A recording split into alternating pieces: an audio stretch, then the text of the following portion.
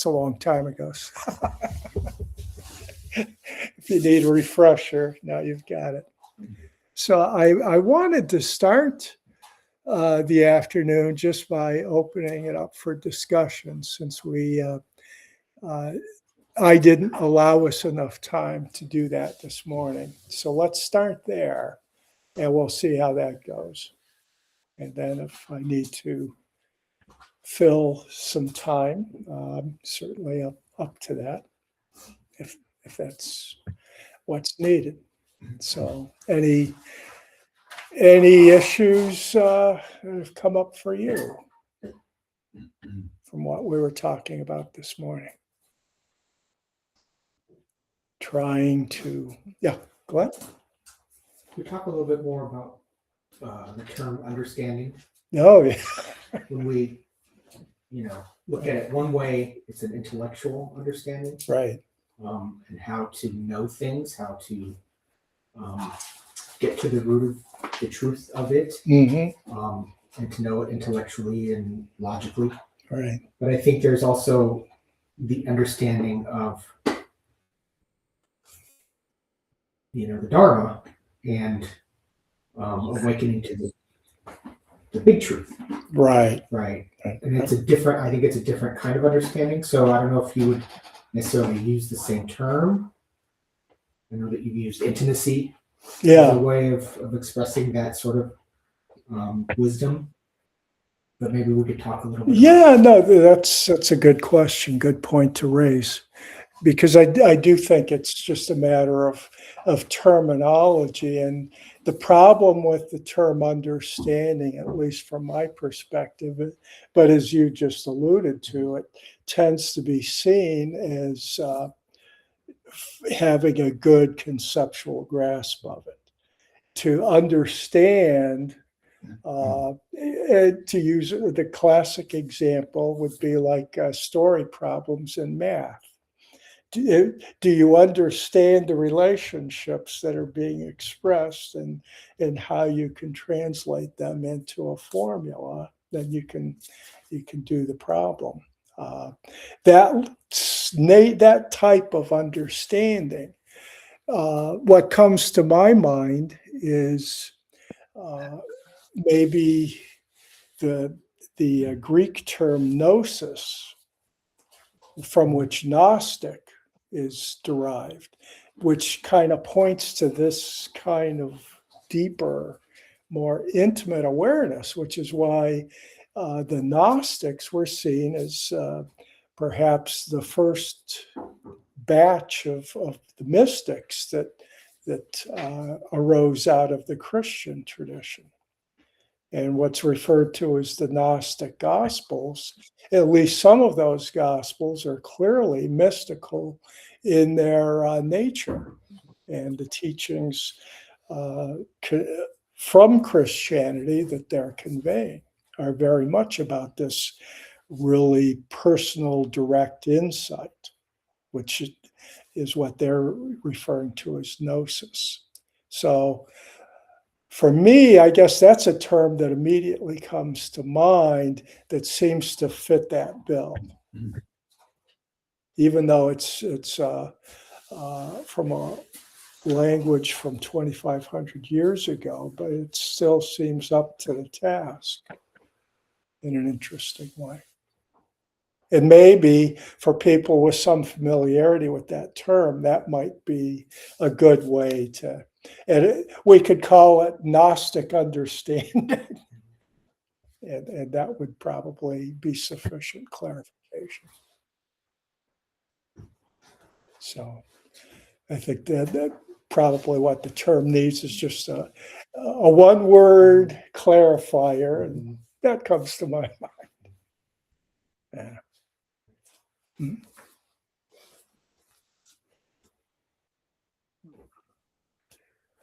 Anything else?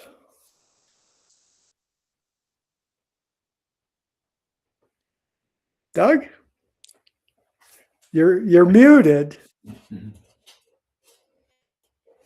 How about now? Good? Now you're coming through loud and clear. Good. Yeah, this is really a I don't know why exactly that I've been thinking about just this concept of being able to think about something without thinking about it. It seems to be, I guess Zen is known for its contradictions, and maybe this is just another Zen contradiction. But so, I mean, whenever you start to talk about something like this, I know it's one of those areas I can, with all certainty, say I have no idea what he's talking about, which is uh, to think without thinking. All right, how can we possibly not think? Maybe I was just, you know, in my walks thinking about, is it possible to not ever stop thinking? And I guess by extension, can we think without language? Can we think without having learned a language? Is that the matrix from which we all are able to create these things called thoughts and think about ourselves? I forget, there's a term I think for self-reflection or thinking about meta. Is it meta thought or something, like thinking about your thinking? But anyway, whether that's the right term or not, how do you do that? I mean, how can you stop? How can you not think about thinking? Okay. The one word Sanskrit term for that is samadhi. Samadhi is letting go of thoughts because it's pointing to your being absorbed by whatever it is you're engaged in. And I'll give you an example from the sports world, since the baseball season's about to get underway. Although since we have Mike with us and he prefers hockey, let's let's go with hockey. If you're a goalie, you're not thinking when a shot is coming towards you, you're reacting. And thought you will not be able to make the save. So That's true. those are examples that are driven by the necessity of just boom, boom. We have to be able to respond in certain situations without thinking. But what precedes Mike standing in front of that net, if he's in the National League or the major leagues of hockey, is going to be lots and lots of time that he has spent training and thinking, and so that when he's there, Right. yeah. So there, of necessity, there has to be something that precedes it. They wouldn't want me in front of that net, and if I was unless it was just a physical body that stopped a puck, that's all I could possibly do, throw my body one way or another. I guess I'm talking about a skill set, and so to be able to get to that place where you're not thinking about something that you're engaged in, and like a puck coming at you in a net, you want to be engaged. You want to be aware of what's happening around you because you don't want to wear it.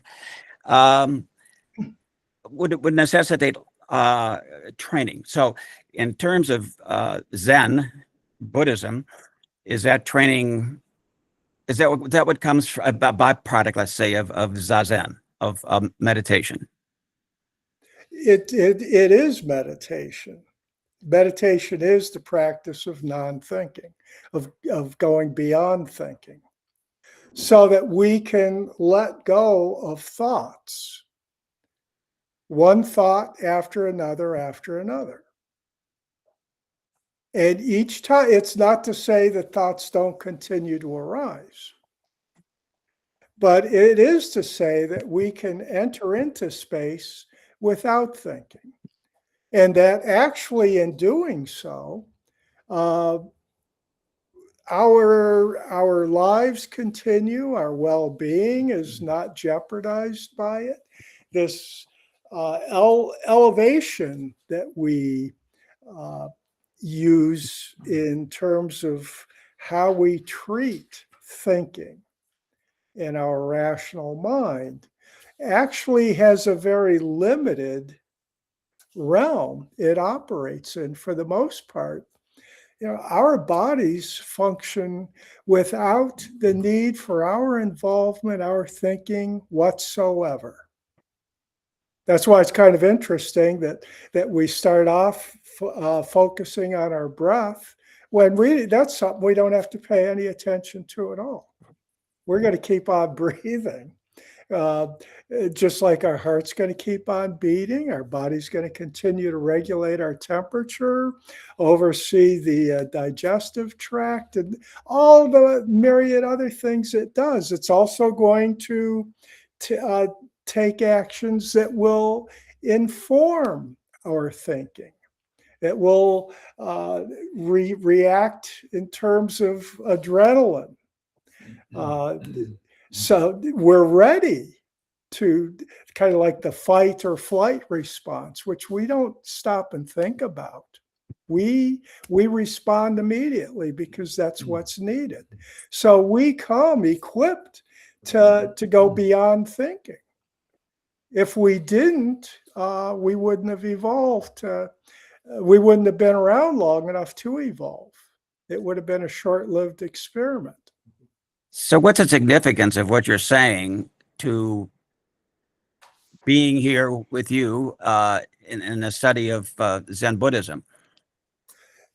And this gives me a chance to go into this a little more broadly, because we're also not throwing thinking or rationality under the bus either.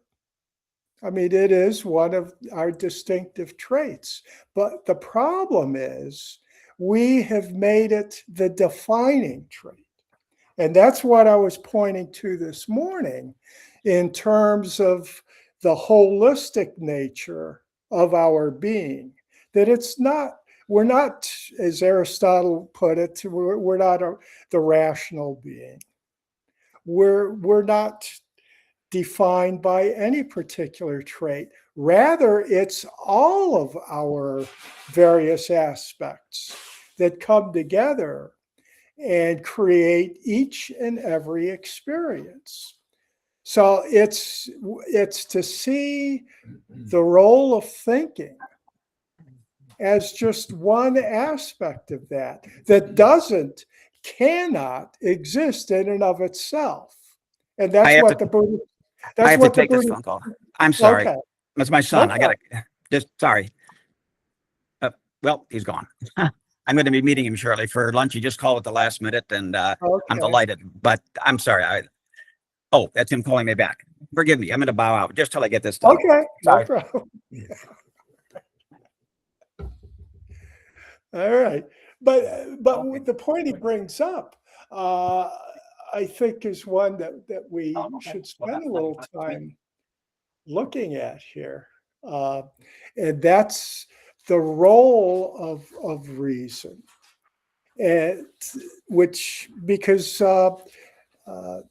Taigen had a great term for that, because there are Zen practitioners that hear the teaching about non-thinking and this view of Zen as being kind of anti-intellectual.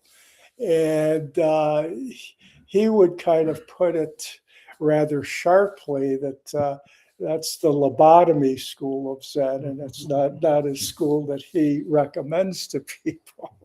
To just because if we wanted to become mindless, that would be an easy way to go about that. Just cut away that part of our brain that does perform that function. What we are trying to do is to function holistically, so that we don't let our thinking mind become the dominant force. In fact, I think this is from the Brooks article. He talks about some very intelligent people that are maybe too intelligent in terms of their whole being is being intelligent, and those people are kind of uniquely capable of doing some extraordinarily stupid things.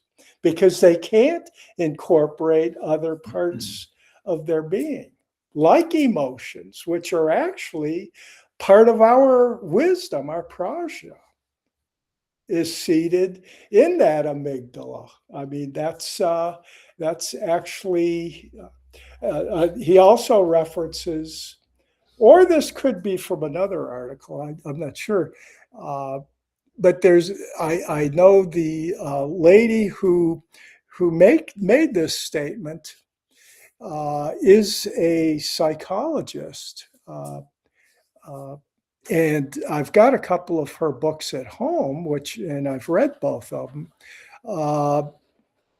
But she makes the statement that our body is often smarter than our mind is, that wisdom kind of resides within our body. And you can kind of, I can remember an author who's still around and popular, Norman Gladwell. I think maybe his first book was Blink. And we can look at our insight, our intuition, and see that as having a lot of kind of, I want to say something like body-like features to it, but it's not removed the way thinking is. Insight means direct. We get it right here and now. And actually, within spirituality, insight, the intuitive process, looms pretty large in terms of our ability to really see reality as it is. So that's a thread that runs throughout, I think, all spiritual traditions, the importance of intuition. And that's not thinking. That would be a great mental process, but it doesn't involve thinking. You have to just have an immediate insight, gut feeling, whatever term we want to use. And that has an obvious evolutionary role to serve as well, if we want to fit it into that view of how life forms develop. Joe? Yeah, I think we sort of came close to touching on this last Saturday. And we talked about the role of karma or action taking place in the past. Okay. And how that the energy from that karma uses us as a conduit, so to speak, and flows through us. Yeah. And what comes out of that is an emergent property, actually, whether it's speaking, answering a question just on the spur of the moment. The answer is already in there. Something flowed through us and brought it on out or blocking the puck or whatever. That's all there. Yeah. And it took an action to have that effect. Yeah. No, that's a good way of saying it. Because that's pointing then to suchness, that everything comes together. And karma is certainly in that mix. It's part of that process that's bringing forth that particular moment. But the fact is that nothing has that absolute controlling role. And that's because that's reflected by the Buddhist teachings on emptiness. You know, if there were substantial things, then they could assume that control. But if it's all operating through interdependence, which is pointing to a holistic view, that the whole is jointly determining each outcome to begin to see the conditions, part of the causes and conditions. There's a cause, the karmic action, and depending on the particular conditions of you or I or whomever, the effect takes place.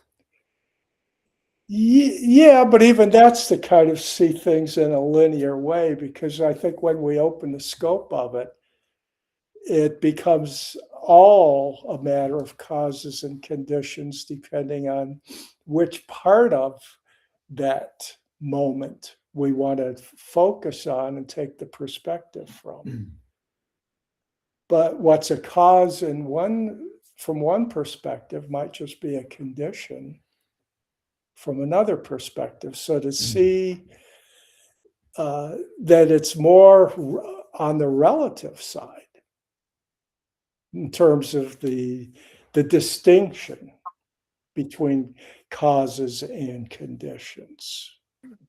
I was thinking of those as being on two sides of the fence. There's a cause, and depending on the conditions in me, my response would be this, where you might have different conditions in you, and your response would be. Okay. Yeah. No, and I think that's, yeah, I see where karma would fit nicely with that model. Yeah. Dean? Doug, yeah. I'm sorry. I know I asked a question, and that was my son calling me to say he's passing through town on his way to Annapolis. He's coming from Chicago. Great opportunity for me to see him. I don't see him that often, so I'm going to say goodbye. Miss all you guys, and I hope to see you more regularly in the near future. Okay. Beautiful. Okay. All right. Take care, Enjoy everybody. your visit. Thank you. Yep.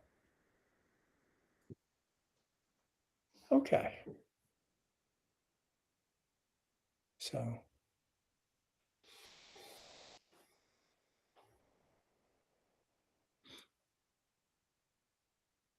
Yeah, I think we've probably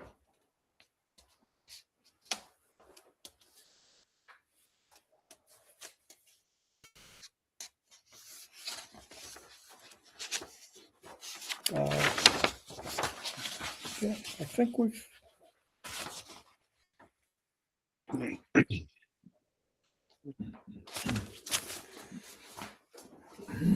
I think. Is there anything else we want to talk about relative to the David Brooks piece?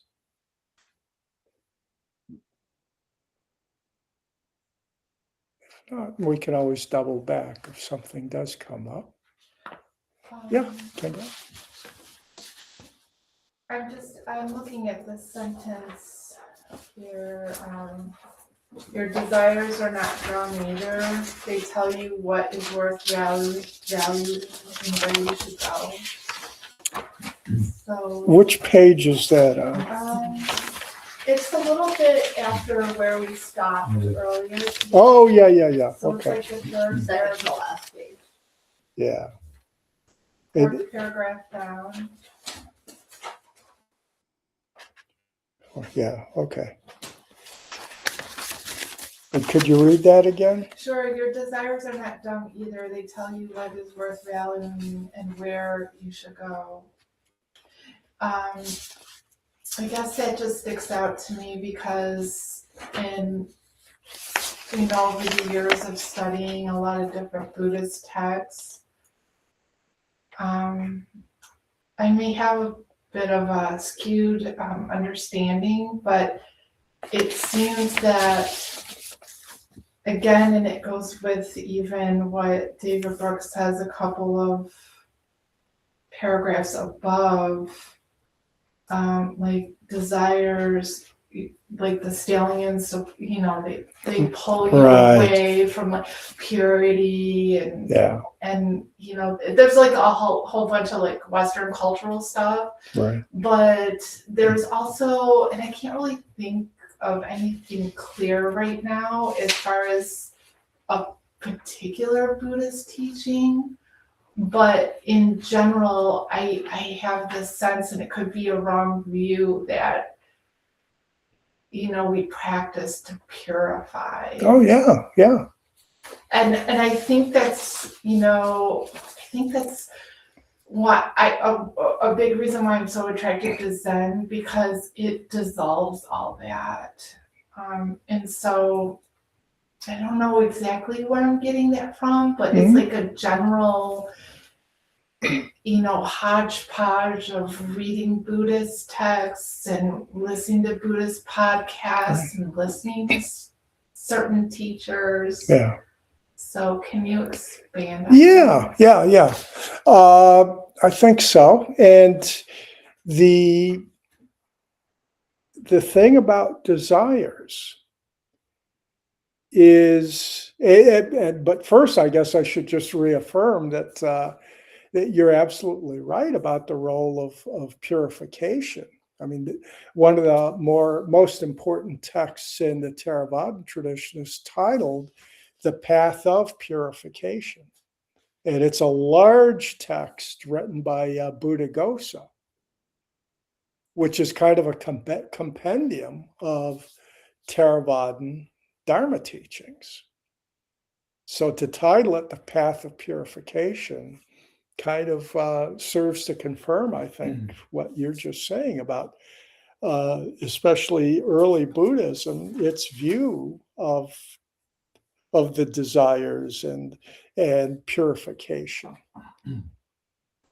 So if we then, starting from that point, look at Zen and also in the context of this David Brooks piece, that Zen is the study of the self that Dogen asks us to take on through the practice of Zazen, is to be aware of our delusion. He calls it being enlightened about our delusion.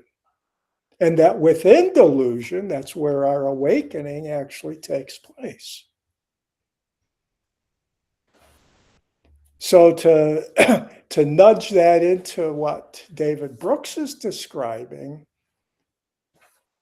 and which is consistent with much contemporary psychological and neuroscientific work in the area, that it's not about trying to purge certain parts of our being.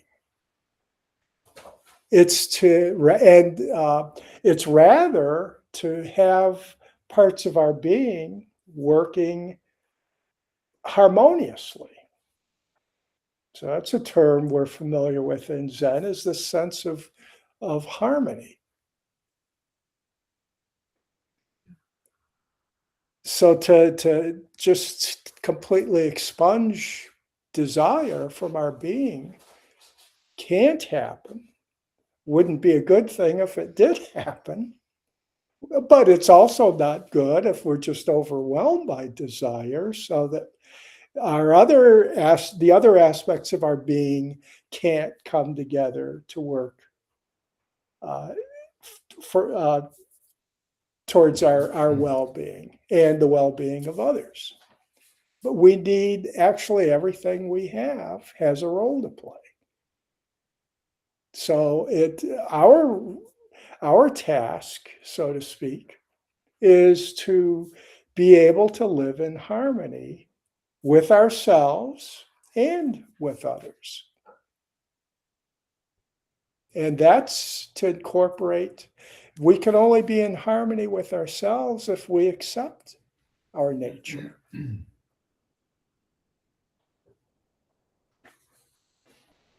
So it's definitely not about, carving out pieces or trying to control them. I mean, as Thich Nhat Hanh so beautifully describes it in his teachings on mindfulness, just being aware is most of the work right there. Just be aware. Because we're naturally inclined to do things that do promote our well-being and the well-being of others. That's kind of our natural state. But when we become overwhelmed by one part of ourselves, and that one part can also become our thinking, rational part. This isn't just about what we term the lower functions. Not about that at all. It's about every aspect of ourselves. to be able to be aware, see it. That's why it's a beautiful term. I'm overthinking something because it does happen. That's a fact. That's an accurate description of something we experience. So sometimes we do need to pull back and just let some clarity come forth by this harmonious coming together. Because we do, the term is overthinking. We never say, I'm thinking. That's the problem. But overthinking. So now it's out of balance. I think that's a real solid depiction of a way that we can experience where thinking clearly becomes a hindrance to us. But it would be real easy to come up with plenty of examples where it was really important to us. So it's neither good or bad. It's just there. Use it. And with experience and teachings, we might be able to use it a little more effectively. So, Mike? Well, I was just thinking, about any goaltender or higher performing athlete talks about, they do the repetitions and the training. So you have to have some intentionality. Like I want to be, in our case, in tune or more harmonious with causes and conditions and practice skillful means. And in a goaltender's case, they want to be, in the NHL eventually, they still need to cultivate that. And almost all of them talk about, I have to let that last save go, because if I get thinking about it, I'll fixate on it. And then I'm not reacting to what's happening now in the next shot or, the play that's coming at me. I'm still living in that past. So just, it is kind of funny how once you start putting your Dharma ears on, you can hear this in so many different places being reinforced from the science, from sports, from here, there, or everywhere. But it's all about, you have to have some bodhicitta or intent or aspiration to say, I want to cultivate skillful means to even enter into all this craziness to start with. And then, you're sort of doing the reps on the cushion.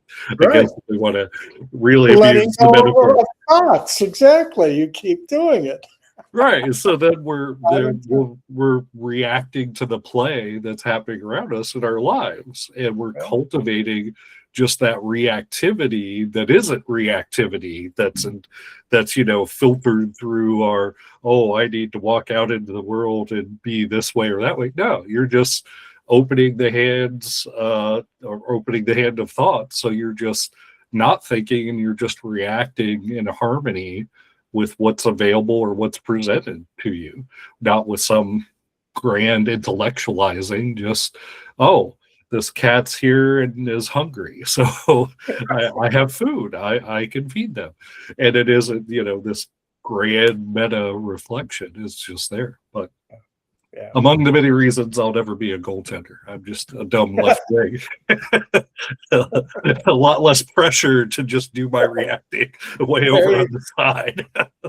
Exactly. And you don't have to wear a mask.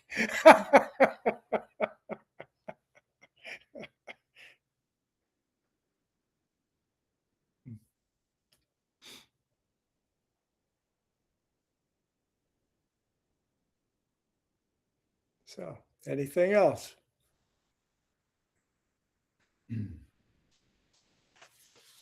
Okay.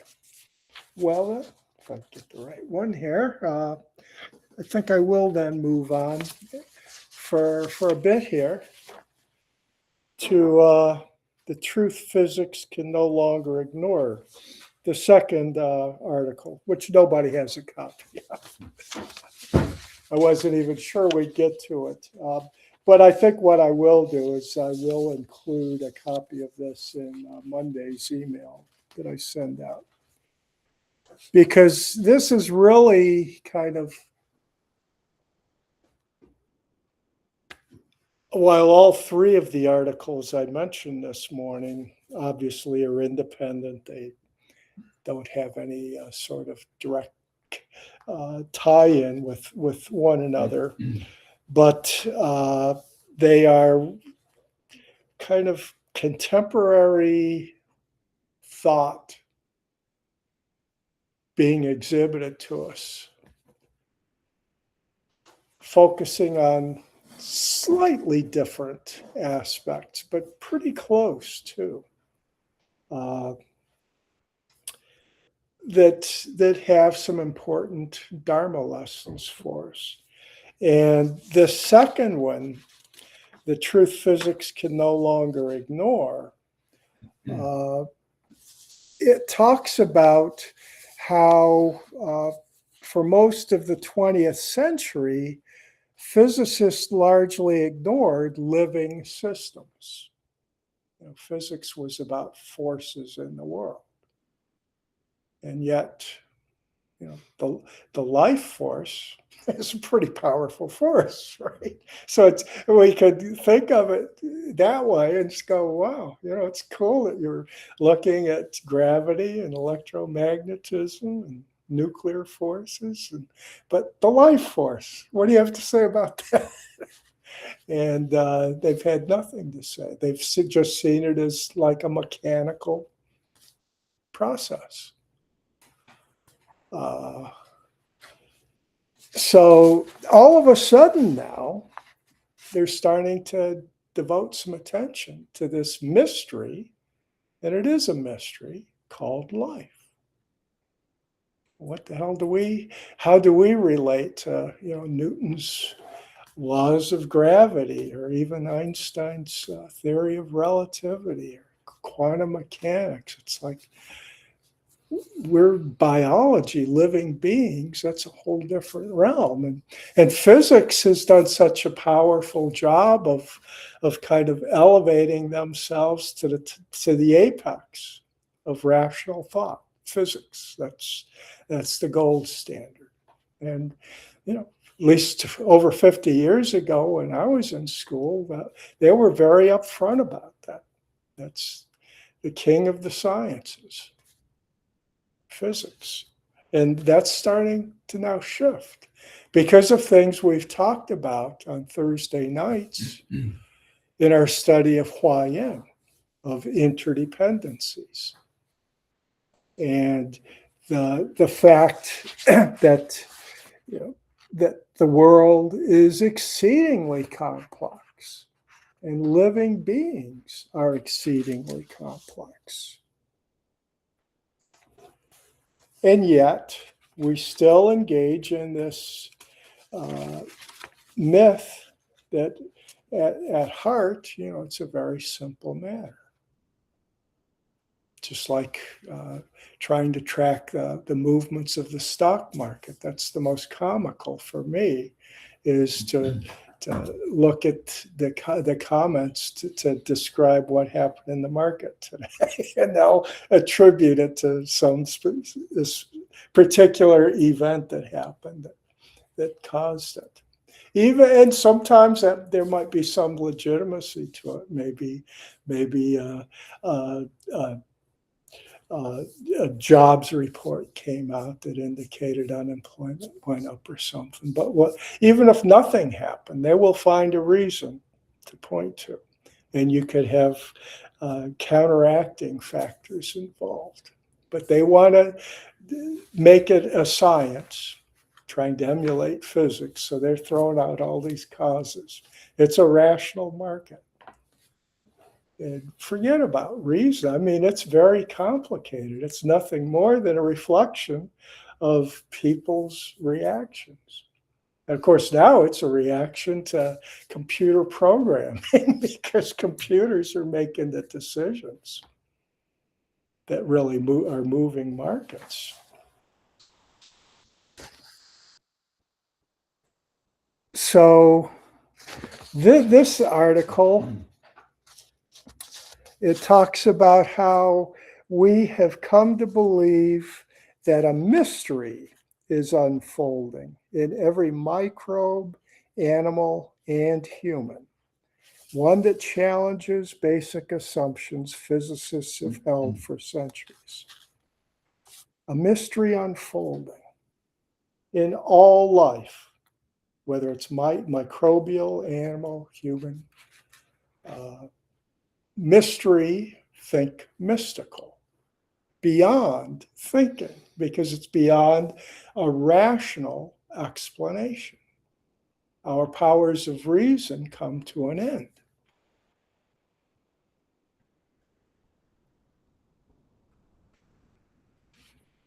And yet, work continues to be done, and it should. But I think more and more scientists are coming to realize that there probably will not be a final theory of everything.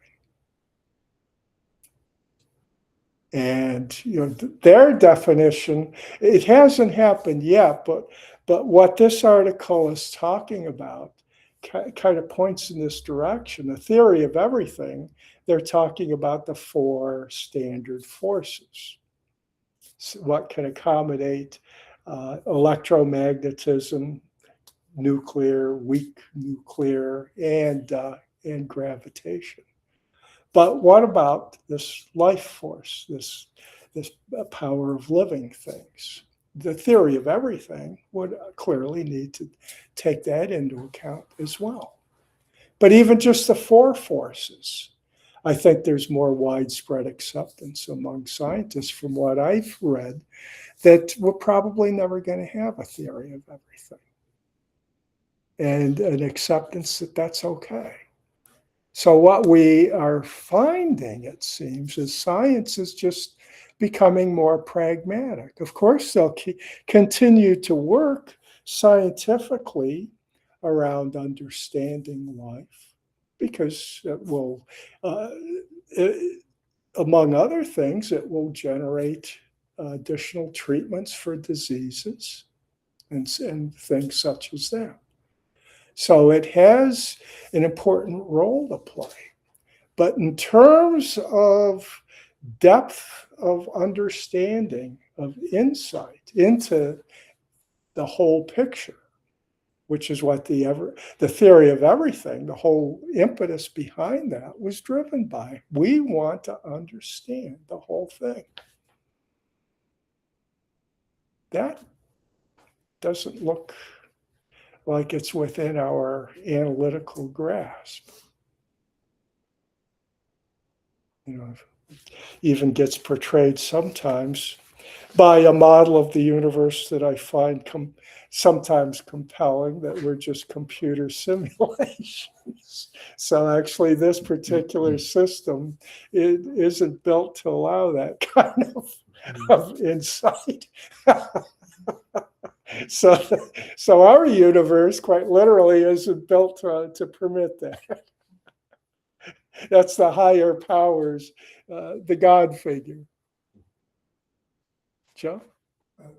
Can we ask questions along the way? Oh, absolutely. Okay. Yeah. I'm a little thrown back by the term force, life force. Yeah. Usually, it sounds like an oxymoron to me, because usually when physicists or mechanical people look at the term force, it's mass times acceleration or force times distance and all of that sort of thing. And then to say life force. So what is forces are usually measurable. What's a life force? And is a life force of a bug any different than the life force of an elephant or a human? Yeah. So is that a correct term, or is Am I not? It's a poetic, it's not a scientific term, but it's a poetic term that I think, generally speaking, people can relate to.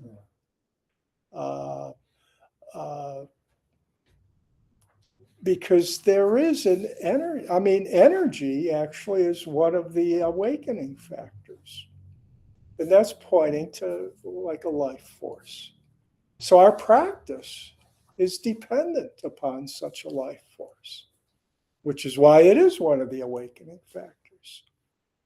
If without it, none of the other aspects are going to happen. You're not going to be able to practice mindfulness. That requires quite a bit of energy to keep being aware. So but that's the sense, it can't be jotted down in formulas. So yeah, so First try to think, how would we rephrase that just purely through the context of our Zen studies? What would Zen call it? well, What would Dogen have called it? I'm not sure. But that's why I did reference energy. From the awakening factors was because I think that's kind of how that comes, or even practice. Actually, interdependence contains within it, the notion of force. There's an interdependence between protons and electrons. And that same interdependence as a life force is just a more broadly based force that reaches, and that's where the complexity comes in. It's not a simple connectedness. It's very complicated and constantly changing. I mean, at least in electromagnetic force, it changes, and just the fact that the changes, there's some determinacy to them, at least from a probabilistic standpoint. So you can feel like you have some sort of understanding, but by comparison, life force is just so. That's why it's not even seen as a scientific term. You can't get your arms around it. And yet, if we accept it as a force, and I think we do ourselves a real injustice if we don't, then if we do see it as a force, it's got to be considered one of the most major forces. Certainly from our perspective, biased, of course, it's the major force. It's the major force from our perspective. Yeah. That we have very little, very, very little understanding of. We are kind of like blind people going around. Is the definition of force like things that have energy? Is that kind of what physicists mean when they use? I'll defer to Joe. I'm not a math science person. Spiritual definition? Scientific, I think Scientific she said. definition, Yeah. Math science acceleration. Okay. And acceleration can be like the gravity. So anything that moves. Or so like something pushing or whatnot. Yeah. Okay. Yeah. Anything that has mass and covers distances, basically. Yeah. So animals definitely are part of it. Not enough plants. Would plants count? Everything. Everything. It's all over. It's like right here in this room. Right. Well, yeah, I guess like an individual plant doesn't really move, but they spread. Right? Yeah. And it's dead plants that provide our fuel. May I go in? Oh, sure. I'm thinking I have a couple of times I witnessed driving along the shoreway here on 2 when the midgets are in season. Have Yeah. any of you experienced seeing Oh, that? yeah. It's incredible. And it's very much like this flock of starlings or Yeah, a yeah. flock of anything, but just the pulsating Yeah. and then you look at it and you're like, what am I seeing? And then you realize what season it is, and then if you look close enough to the lake, it's like they're everywhere. And then it's like they're just like on your screens, and like you're breathing them in because they're everywhere. But just that imagery, I thought of that earlier Mhm. during our talk as well. That imagery of witnessing that, or fireflies at night, which they were so intense this last summer, was really my first summer back in Cleveland. Yeah, I see this force everywhere, and then I think of the Star Wars, of course. Yeah. This beautiful mystery, that interconnectedness of everything.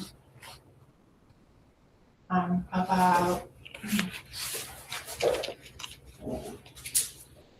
Yeah, I had a comment for a question or something. Yeah. So we used to teach, how the brain works with addiction, that the brain works on chemical electrical energy. Mhm. And that in fact, everything works on chemical electrical energy. So if you wanted to call something a life force, it would be chemical electrical energy. Mhm. When we die, our chemical electrical energy doesn't go away, it just gets transformed. We can't use it any longer, but it gets transformed. Yeah. So I'm a little concerned about the idea that, well, we don't know what life force is.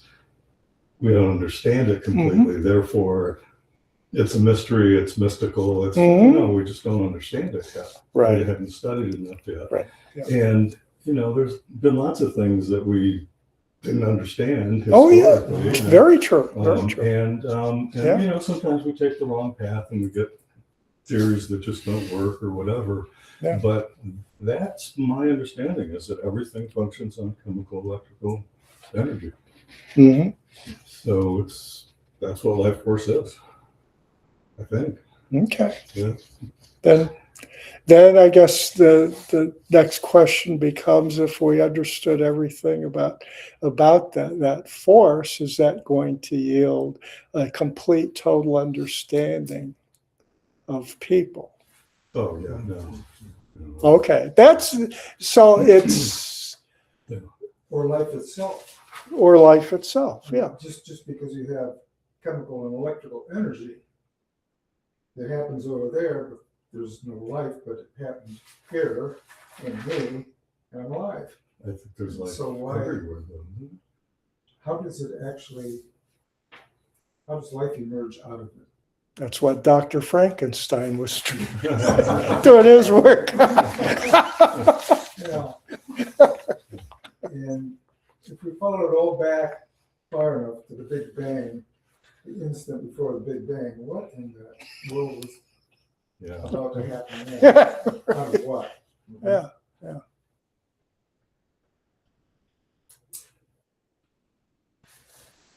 Yeah, we definitely don't understand it or understand its origins, but I think the path is in that direction. Well, I think, we're pretty much in agreement to a point, because I did allude to the fact that work should continue for pragmatic purposes, because it does allow us to be able to treat people, whether it's physical problems that need medications, and I mean, medications also can play a role with addiction. Whether that's the right role or not, who knows? Yeah, but yeah. So I do see it definitely continuing to have results, fruits. But we could see it in that light without, while also recognizing and accepting that it's never going to give us that complete picture. But little by little, progress gets made in terms of, like I'll call it, bodhisattva work, helping others, serving others, because that can take the role of helping alleviate addictions and treating medical conditions and so on. And then the follow-up questions to your comments, Chris, are to go back to where you were this morning, talking about awareness and consciousness. Mm-hmm. Is life necessary for that? Does that emerge from the property of life only, Yeah. and nothing else? Or That's does my it theory. Yeah. That's my theory. And is awareness any different? Or can a beetle have awareness? I mean, Yeah. a beetle sees another beetle, wants to mate with it. It doesn't want to mate with a spider or a praying mantis. Right. It wants to mate with a beetle. So there's got to be some kind of an awareness going on there. Yeah. And so on through all forms of life. There's some kind of an awareness. Yeah. I think. Yeah. I'm guessing. Yeah. Or I'm asking. Right. Well, I'm not aware.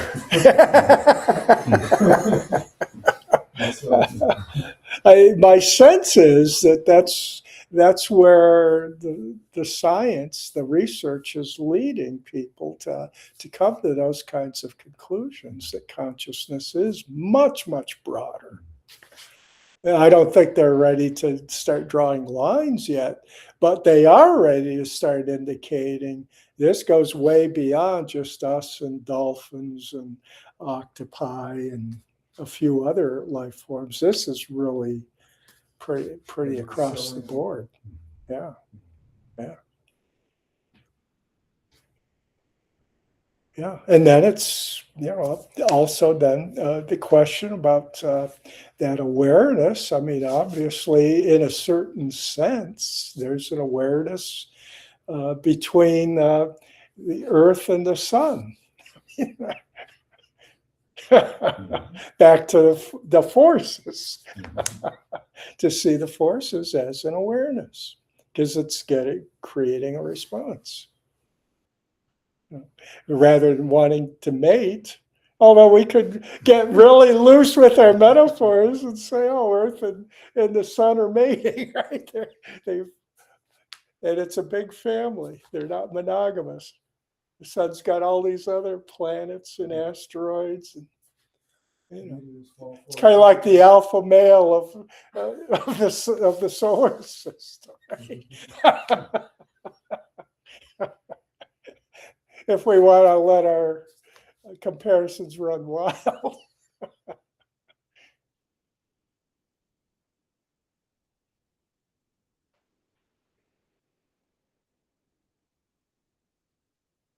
But yeah, I mean, I think I don't have a problem with beetles having consciousness, and I think for us to advance in our understanding, really, this is a case where it's clear that we need to enter into this whole line of thought with openness, rather than our propensity to just want to shut that down to keep our privileged position. And we grudgingly let a few other species in. But we don't want to just open that wide. No way. But, I think there can be a lot of benefit that comes from opening it pretty wide.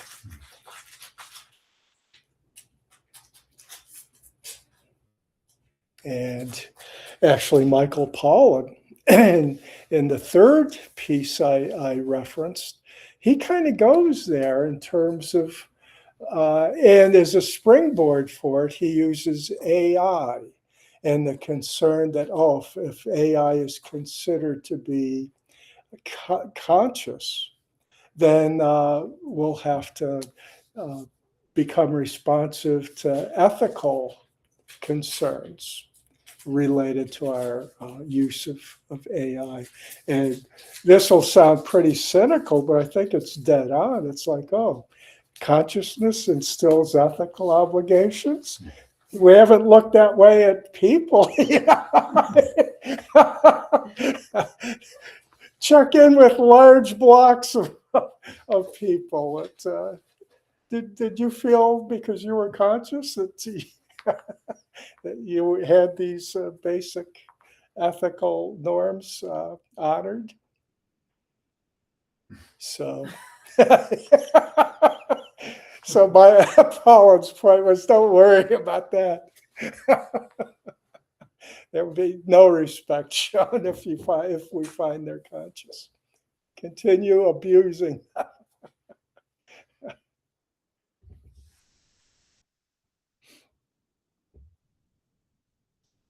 But the flip side of that is he's also indicating that consciousness is way broader than we had thought until very recently. And that seems to be, and he's been doing a very deep dive into this subject. This seems to be, a growing consensus out there that we do need to open our minds to that basic reality. And it was nice to see that as part of his research, he went to Upaya, Joan Halifax's center, and did a retreat there. And he even mentions in the article, because the interviewer asked him about the role of religion in these studies on consciousness. And his response was, well, actually, Buddhism has been studying consciousness from the very beginning. And it's true. Yeah. We have been. John? So a couple months ago, I dipped back into a book that I'm eventually going to finish some year. Peter, it's all about trees and the consciousness of trees and the whole mycelium network on the ground that talks with trees. But the interesting thing, really interesting, one of the many really interesting things was how they isolated one tree and did something that was somewhat harmful to that tree. And then in concentric rings going outward, they tracked the mycelium underground, and they figured that with the information traveled at about something like 6 or 8 inches per hour along the mycelium network outward, and within so many hours or days, all the trees they were monitoring the kind of responses to the harm that was taking place to the one. Yeah. And it was just kept going outward, the response in all the trees for quite a ways. Yeah. And that's information flowing. Yes. Is that intelligence? Yep. Or is that some microcosm of intelligence, which is basic to us, and then we just got a lot more going on with that. Yes, a few years back, I read a book, Finding the Mother Tree, that was similar vein. It was written by a woman who had done research along those very lines. And the role of kind of like the mycorrhizal network underground is kind of like the nervous system, sending signals to surrounding plants, and that would even go beyond just that species of plant, that in some instances other species would also get involved in the signaling. So it's... And then just came, I think it's called The Hidden Life of Trees, Peter. Yeah, I've got that one too. Yeah.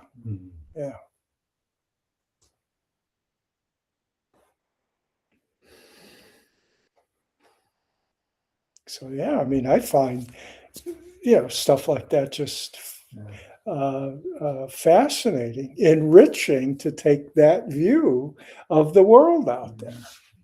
That as examples of interdependence that go way beyond what the Huayan teachers back in the day could have possibly imagined.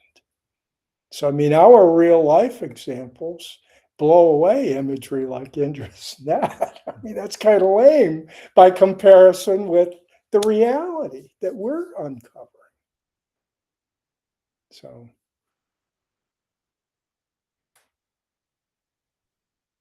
yeah, it's reached a point where we don't need metaphors for this anymore. Just look at the world out there. Open your eyes. I can't help but think of that now. We go for walks every night and through most of the parks around Cleveland Heights. And just walking now, I just keep looking around thinking, who am I stepping on? Right. What messages are you transmitting?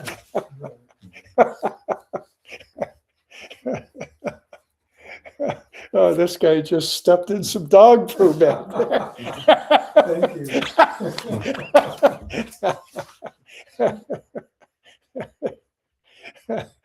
This guy's got a limp.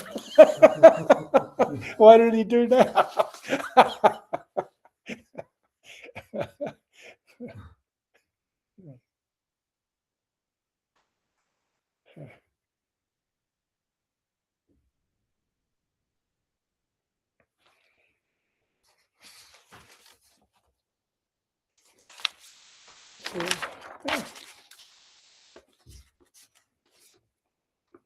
Well, I think nothing else. I feel like we covered a lot of material in one day.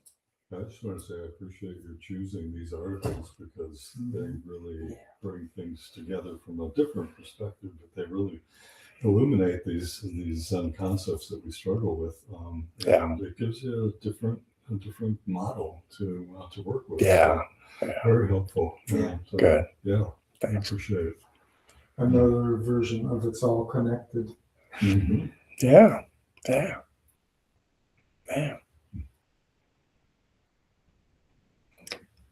All right, well, let's go ahead and chant out then. May our intention equally penetrate every being and place with the true merit of Buddha's way. Beings are numberless, I vow to save them. Delusions are inexhaustible, I vow to end them. Dharma gates are boundless, I vow to enter them. Buddha's way is unsurpassable, I vow to become it. Well, let's take an 8-minute break, and that'll give us one final 35 minutes sitting if we start at 3:55. So just the one sit. Yeah, one sit. John, good to see you. Good to see you. Still a little tired, but I'm getting there. All right, good. Hey, Glenn. I'll drop you a text and let you know what else is going on there. But Okay. everything's basically going very well. I assumed as much given your participation Thursday and today, so Yeah. it's Well, good to see you. Did you stop the recording? Oh, no.